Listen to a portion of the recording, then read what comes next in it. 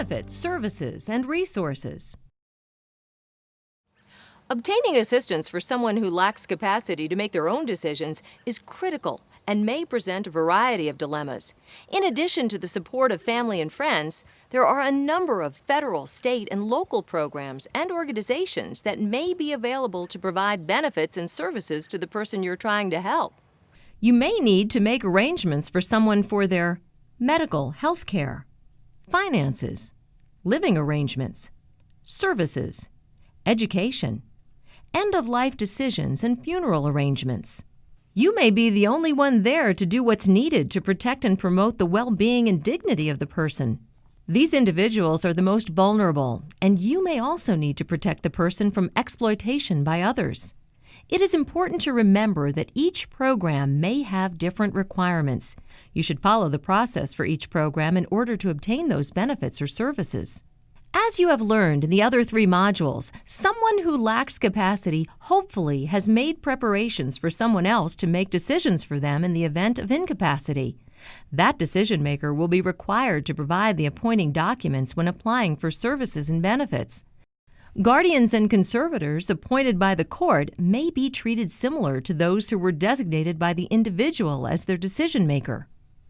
If there is no prior designation of a decision maker by the person who now lacks capacity, each program may have different requirements for these situations. Again, you should follow the process for each program in order to obtain those benefits or services. It is also important to remember that everyone is presumed to have capacity unless legally determined by a court to be incapacitated.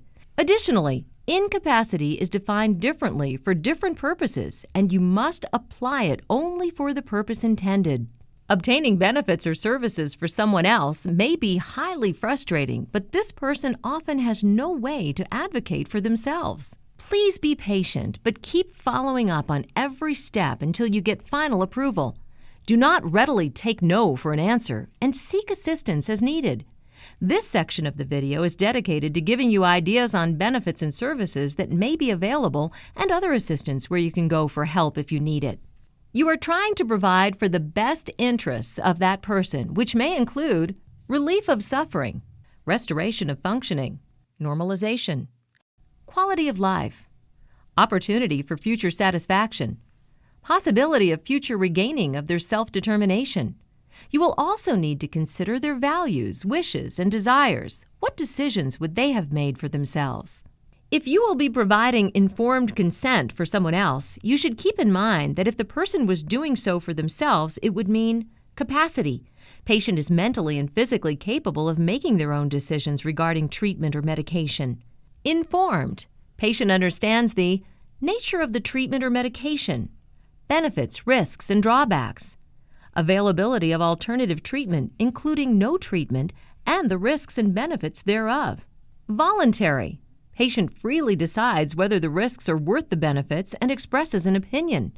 Your role is to try to do what that person would have done for themselves in trying to understand and consider the information and options, and you should try to make the decision they would make.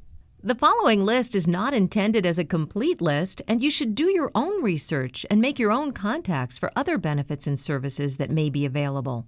Adult day health care programs, adult social daycare programs, case or care management services, counseling, courses at schools and colleges, day or employment programs for people with developmental disabilities, disability rights organizations, emergency response devices, homemaker, home health and personal care services, legal assistance, meal services, personal contact programs, respite care, senior centers, transportation services, work training programs.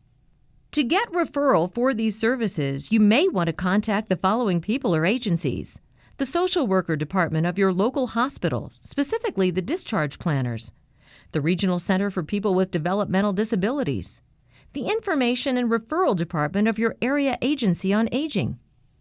In summary to all 4 parts of this video, it is best to make arrangements well in advance for possible future mental incapacity.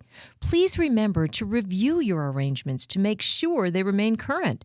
At a minimum, you should review it at least with significant changes in your life and upon diagnosis of a major medical condition. You can also rescind or change most of your arrangements at any time to meet your changing needs and choices. You should make sure others are aware and have a copy, including a copy for your agent, your doctor, your banker, etc. And you should make time to discuss it with them. Please remember, this script is available from the Office of Guardianship at the website listed on your screen. Click on Video and look for Script for Alternatives to Guardianship Video. We hope this video will encourage you and your loved ones to take the next steps, and we leave you with the following organizations you may consult regarding legal matters and for general information on benefits and services for the person you are assisting or for yourself.